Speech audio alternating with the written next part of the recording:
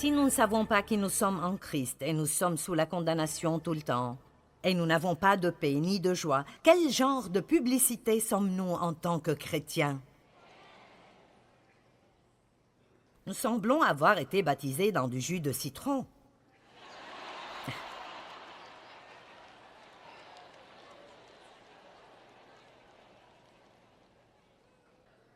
Beaucoup de chrétiens ne savent même plus comment s'amuser. Ils deviennent si religieux parce qu'ils pensent que c'est tout ce qui importe pour Dieu. Et ils arrêtent de faire quoi que ce soit d'amusant après cela.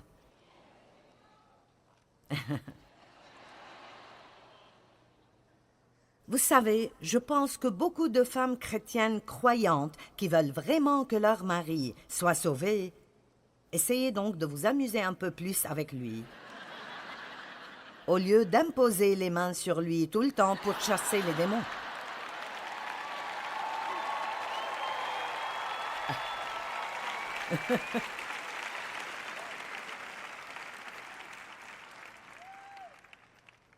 Il verra peut-être la vie joyeuse que vous avez et voudra la même. Est-ce que Dieu veut que je jouisse de ma vie? Maintenant. Vous savez, c'est un grand problème pour moi, parce que je n'ai jamais pu vivre mon enfance. Juste à cause de l'abus dans notre maison et la colère que mon père avait, l'homme méchant qu'il était et la peur qu'il provoquait. Je n'ai jamais vécu mon enfance et je n'ai pas réalisé cela jusqu'à devenir adulte. Vous savez, quand j'ai épousé Dave, j'ai pensé, est-ce que tu dois faire le pitre tout le temps? Je veux dire, quelqu'un ici doit être responsable pour quelque chose. Et ce n'était vraiment pas qu'il était irresponsable, c'était juste que quoi qu'il fasse, il doit en jouir. Et c'est là le but que je poursuis pour moi-même et pour vous tous. Je ne veux pas juste jouir du jour de paix ou des vacances ou du shopping. Je veux jouir si je dois aller faire les courses et si je dois faire le ménage. Je veux jouir de ma vie, quoi que je fasse, parce que la vie est trop courte pour ne pas jouir de son cheminement.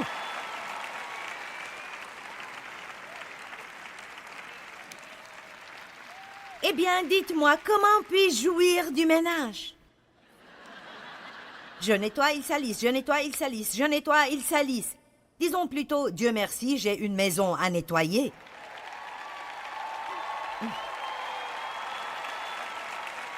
Et, Dieu merci, j'ai une famille, même si elle salit. Parce que vous pourriez vivre totalement seul.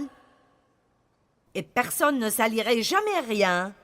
Dans votre maison, vous pourriez manger seul, vous pourriez dormir seul, vous pourriez ne jamais avoir personne à qui parler. Puis-je te dire quelque chose? Toi, la dame qui est déterminée de trouver tout ce qui ne va pas en ton mari, et je ne dis pas qu'il n'y a pas de vrai problème, mais j'ai juste quelque chose à te dire. Si tu ne veux pas de lui, il y a probablement une femme esseulée qui serait très contente de te débarrasser de lui. Alors tu ferais mieux de le prendre dans tes bras et de lui dire « tu es génial ». Et je sais que certains d'entre vous ont des situations très difficiles, mais vous devez les résoudre autrement. Mais je parle juste du pinaillage, des grognements. Tu n'es pas ceci, et tu n'es pas cela, et tu n'es pas... Je faisais cela avec Dave une fois. Tu sais, tu dois être plus agressif. Tu dois être plus agressif. Tu dois prendre plus d'opportunités. Tu dois... Il a dit, remercie Dieu parce que je suis comme je suis, parce que sinon tu ne ferais pas ce que tu fais.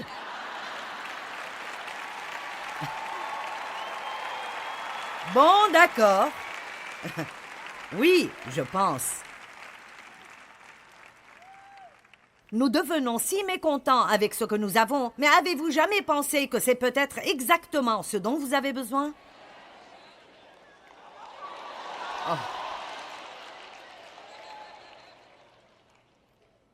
Combien d'entre vous sont mariés à quelqu'un qui est tout votre opposé? Dieu a fait ça exprès.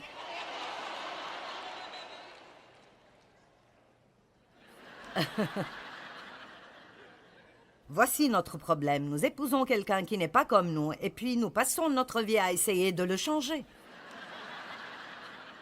Quoi qu'il en soit, en fait, la Bible dit que la femme doit jouir de son mari. C'est en fait écrit. Ne soyez pas trop nerveux, je n'ai plus que 20 minutes. Le voleur vient seulement pour voler, tuer et détruire. Mais Jésus a dit, je suis venu afin que vous ayez la vie, une vie abondante jusqu'à débordement. Pourquoi jusqu'à débordement? Il veut que nous ayons tellement qu'elle sort de nous vers d'autres personnes. Les femmes contrôlent l'atmosphère dans leur maison. Vous pouvez rendre tout le monde grincheux ou vous pouvez créer une atmosphère de joie. Vous pouvez faire que le problème paraisse pire ou vous pouvez le faire paraître meilleur. Les femmes ont une grande influence.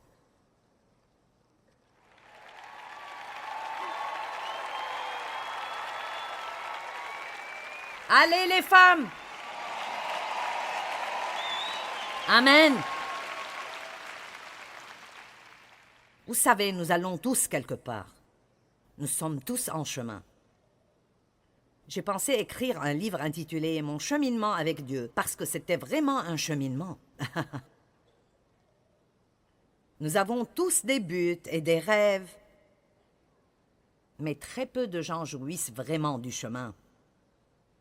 La vie ne se rapporte pas à la destination. Elle ne se rapporte vraiment pas à la destination. C'est comment vous y allez. C'est vraiment comme ça. Elle se rapporte à comment vous y allez. Et comment vous y allez est vraiment votre décision. Ça se rapporte à prendre une bonne attitude, position mentale et pensée. Vous savez, nos pensées, la façon dont nous pensons est connectée à tout le reste de ce que nous faisons. C'est mon nouveau livre, La connexion de la pensée. Comment notre pensée est connectée à nos paroles et à nos émotions et à toutes nos actions et à comment nous traitons les gens, comment nous nous associons à nous-mêmes et à Dieu. Faites plus attention à ce que vous pensez et comprenez que vous n'avez pas besoin d'être une décharge mentale où le diable peut jeter n'importe quelle mauvaise chose. Vous pouvez penser vous-même. Vous pouvez choisir vos pensées. Vous n'avez pas besoin d'attendre de voir si vous sentez que ce sera une journée désagréable. Vous pouvez dire « Aujourd'hui, je jouirai de ma journée. Dieu m'a donné la puissance et l'autorité et je décide de rester calme et de jouir de ma journée. » Et chaque fois que la culpabilité frappe à ma porte, je lui dirai « Seule la justice est là. »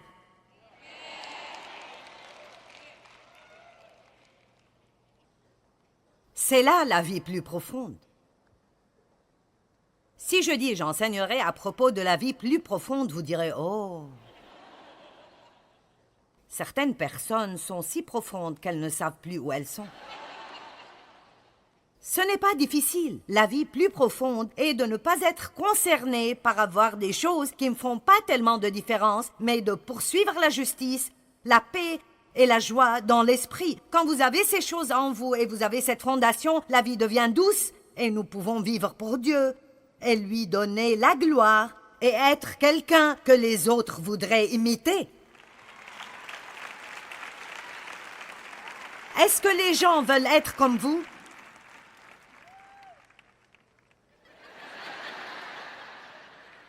Je n'ai jamais pensé à cela. Réjouissez-vous dans le Seigneur, je le répète, réjouissez-vous. Philippiens 4:4. Paul était en prison quand il a écrit cela. Néhémie 8:10. La joie de l'Éternel est votre force. Ne vous affligez donc pas, car la joie de l'Éternel est votre force. Je vous le dis, la joie. Et la joie n'est pas l'hilarité extrême tout le temps. Elle peut l'être, mais la définition va en fait de l'hilarité extrême à un plaisir calme. Et je dirais que la plupart du temps, je vis dans ce plaisir calme. Amen. Vous savez, quand je dis soyez joyeux, ça ne veut pas dire que vous faites Vous savez.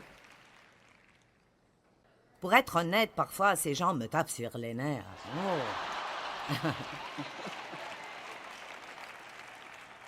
Parce que la vie est réelle et il y a des choses dont on doit s'occuper. Et clairement, vous ne pouvez pas rigoler tout le temps, tous les jours, mais vous pouvez avoir un plaisir calme. En Dieu, mets ta joie et il comblera les vœux de ton cœur. C'est juste ce bon vieux sens commun pratique. Ce sont des choses que vous pouvez prendre avec vous et vous direz « Je vis la vie plus profonde ». Et les gens ne sauront pas de quoi vous parlez, mais ils voudront ce que vous avez. Il y a des façons d'augmenter votre joie exprès. D'abord, faites attention à votre santé. Parce que je serai honnête avec vous, si vous avez des problèmes de santé dont vous ne vous occupez pas, tout le reste sera dur. Je ne savais pas que j'avais des problèmes de thyroïde et j'ai atteint un point dans ma vie où je sentais que chaque matin, quand je me levais, je ne pouvais me réjouir de rien avant près de 11 heures. Je ne me sentais pas bien, je me traînais partout. Et je suis allée chez un bon nutritionniste qui a découvert que j'ai une condition unique de thyroïde et il y a 2 différents types de thyroïde et l'une était 3 et l'autre était 4. Mon T3 ne se convertissait pas en T4, alors même si dans les tests médicaux je paraissais être dans la marge de la bonne santé, c'était toujours trop bas pour moi. Et ils m'ont traité pour que je puisse avoir une thyroïde à peu près normale et vous ne croirez pas la différence. Et vous savez quoi? Demandez-vous toujours d'abord si vous êtes déprimé tout le temps, si c'est spirituel, si c'est l'attitude. Allez là d'abord. Mais si vous croyez vraiment que vous n'avez pas une mauvaise attitude et que votre relation avec Dieu est solide, alors ne vous asseyez pas à ne rien faire. Faites-vous examiner par quelqu'un de bien et voyez s'il y a quelque chose qui cause cela et auquel vous ne pouvez rien.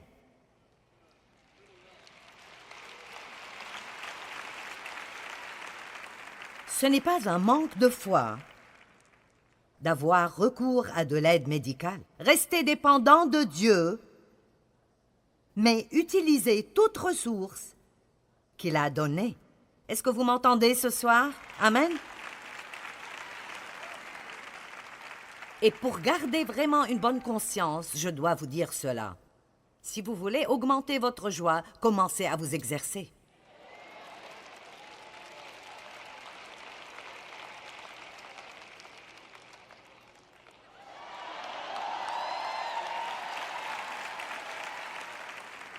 Ce bras aura bientôt 71 ans.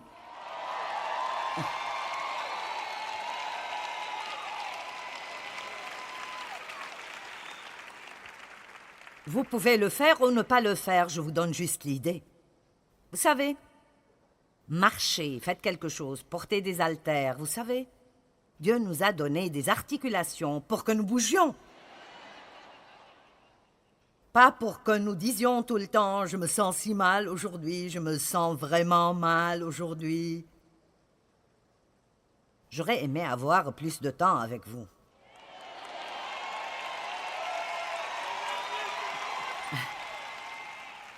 Bon, maintenant, voici comment vous pouvez augmenter votre joie.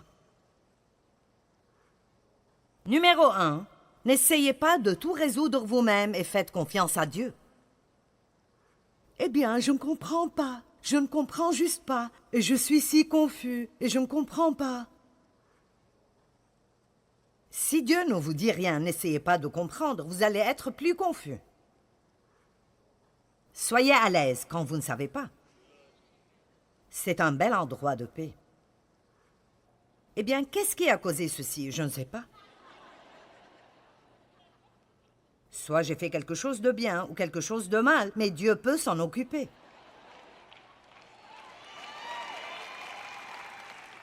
Si nous faisons quelque chose de mal ou si nous faisons quelque chose de bien, l'ennemi vient après nous de toute façon pour essayer de nous arrêter. Alors je ne me tracasse plus avec ces choses. Si Dieu a quelque chose qu'il veut me montrer, je suis très heureuse de le voir. Je n'ai pas peur de ce que Dieu pourrait vouloir me dire. N'ayez jamais peur de ce que Dieu veut vous dire à votre sujet. Vous m'entendez? N'ayez jamais peur de quoi que ce soit que Dieu veut vous dire à votre sujet. Prenez-le en entier. Dites Dieu, tu as raison, j'ai tort. Toi seul peux me changer. Me voici, je t'appartiens, travaille en moi.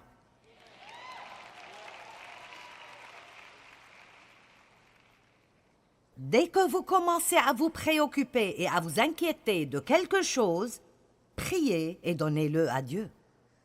Vous savez, nous ne prions pas après avoir fait tout ce que nous savons faire. Dieu, j'ai essayé de faire tout ce que je sais faire, alors je suppose qu'il n'y a plus rien à faire excepté de prier. La prière n'est pas la dernière option, c'est un recours initial.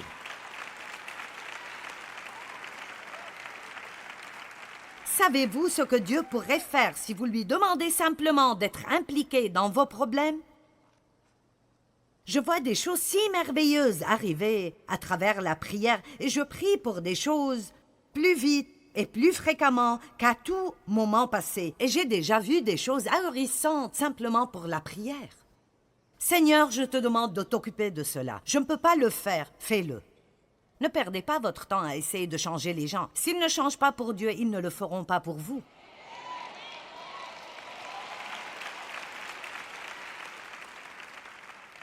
Arrêtez d'essayer de sauver des gens qui ne veulent pas être sauvés.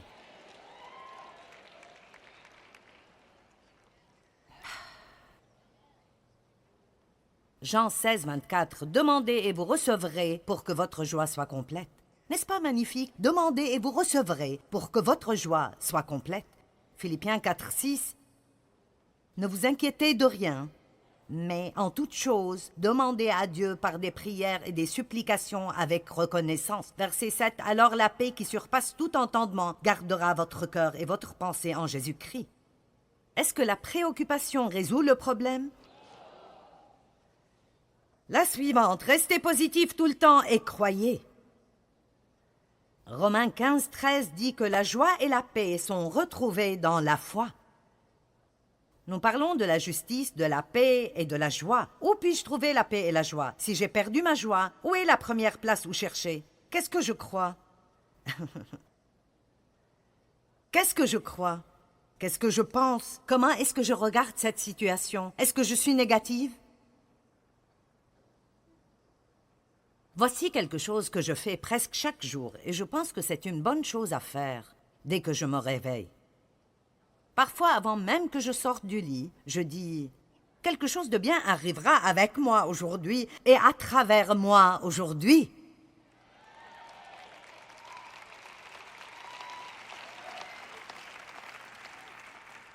Attendez-vous à de bonnes choses.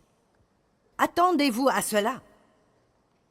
Sortez vos attendeurs du fond de votre armoire et commencez à vous attendre à de bonnes choses dans votre vie et le diable s'opposera à vous. Vous passerez par des choses qui vous pousseront à dire « Je ne prierai plus pour cela ». Mais je peux vous donner des versets et des versets où la Bible nous dit d'attendre Dieu. David dit « Oh, si je n'étais pas sûr de voir la bonté de l'Éternel sur la terre des vivants. Dieu merci, nous n'avons pas à attendre le doux moment où nous allons au ciel pour voir de bonnes choses. Dieu veut nous donner de bonnes choses ici, alors que nous vivons sur terre. »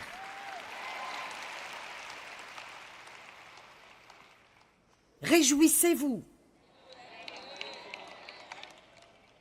Ne soyez pas si intense à propos de tout ce qui arrive. Oh! Avez-vous senti cette lourdeur dans la salle aujourd'hui? Eh bien oui, c'était peut-être toi. Faites très attention à ce que vous dites. 1 Pierre 3, 10.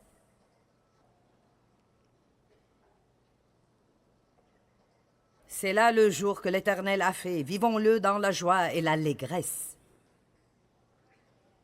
Parlez à vous-même. Ma joie ne se base pas sur mes circonstances.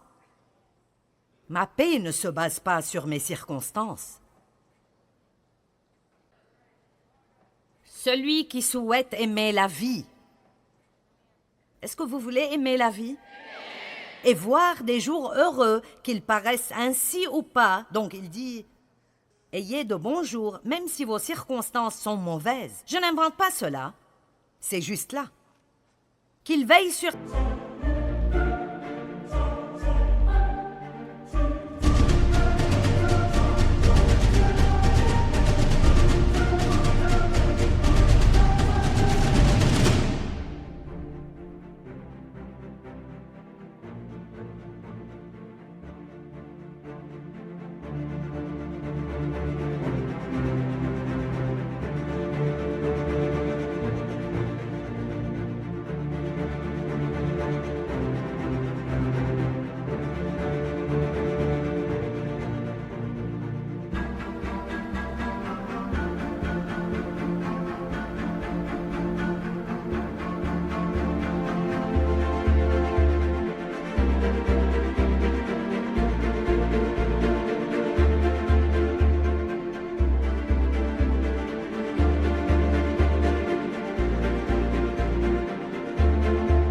sa langue pour ne faire aucun mal et ne dise aucun mensonge. Il y a tellement de choses que nous disons avec désinvolture sans même réaliser ce qu'elles veulent dire. Mais est-ce que vous avez jamais dit à quelqu'un « tu vas manger tes propres mots » ? Cela vient de la Bible. La Bible dit que nous devons manger nos propres mots. Proverbe 18, 20. Chacun, moralement, goûtera à satiété les fruits de ses paroles et se rassasiera de ce que ses lèvres ont produit, que ce soit bon ou mauvais. La mort et la vie sont au pouvoir de la langue qui aime se répandre en paroles, mangera ses fruits, la vie ou la mort. Vous n'aurez pas la joie si tout ce dont vous parlez est vos problèmes. Nous ne jouirons pas de la vie si nous nous réunissons dans de petits groupes et nous médisons à propos des autres. Ne passez pas votre heure de déjeuner assis à table au travail à parler de tout ce qui va mal dans cet endroit et tout ce qu'ils ne font pas et que vous n'avez pas. Si c'est tout ce dont tout le monde parle, alors si vous devez le faire, allez manger seul. Allez marcher et dites, Dieu, les choses pourraient être meilleures, mais je suis si reconnaissante d'avoir un travail. Merci Seigneur parce que j'ai un travail.